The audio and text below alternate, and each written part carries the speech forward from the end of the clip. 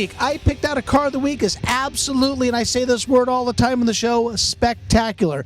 I get a lot of cards, I get a lot of letters, all sorts of things about cars we have on as car of the week. I happen to pick out a car is a 1964 through 1965 Carroll Hall Shelby Daytona Coupe. Now, if you don't know what a Daytona Coupe is, not too many people really do, but you've probably seen them in books, seen them in magazines somewhere. The reason why you don't see a lot of them out there, because there's only 6 made in the world. Out of the 6 made in the world, only a few of them are sold, and they do sell for a price tag of over $10 million.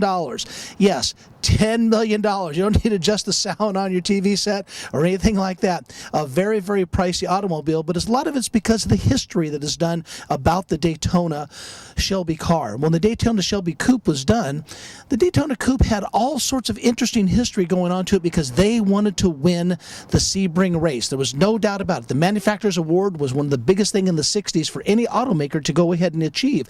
When Carroll Shelby designed the Daytona with his team, this car here was done on a tubular chassis, which is the same tubular chassis was used in the 289 Cobra car we all see, a lot of replicas, the originals, and the numbers start out as CSX, which means Carroll Shelby Experimental. Keeping this motor here cool is a challenge. On all Cobras and all Daytonas, the motors have so much horsepower, there's a lot of heat under the hood. That's where they keep all the exhaust to get it out of the car. They have an exhaust intake coming right through the front of this car. This right here is how some of the air comes right in through here, has fans, has dual fans that suck the air all the way through the motor, and it goes all the way through the interior of the car to keep that radiator cool. You're going to see this big, large oval opening in the center of this hood. When the air actually comes over the hood of the car, it actually sucks it all the way down to still help cool the radiators in this car. And that's another type of intake system that this car here has. Same thing we're talking about for the scoops. And these back windows here, it's actually really not a window, it's really a vent opening. This air comes, when this window here is rolled up, air goes right through here inside the car to circulate with fresh air.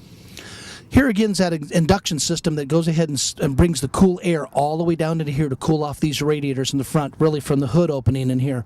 Now on the bottom of this car here, it's kind of hard to film them and hard to show them. On the bottom, there's another set of fans that's built underneath the bottom of this frame. Those are called exhaust fans. They actually take out any fumes, they take out any of the air, the hot air, and it blows it back underneath the car. You can see with these headers that are coming off the car, these things are heat wrapped, and that just brings a lot of heat to underneath the engine compartment. There's no other place to put them, and this car has the side exhaust. It brings it all the way out to the side.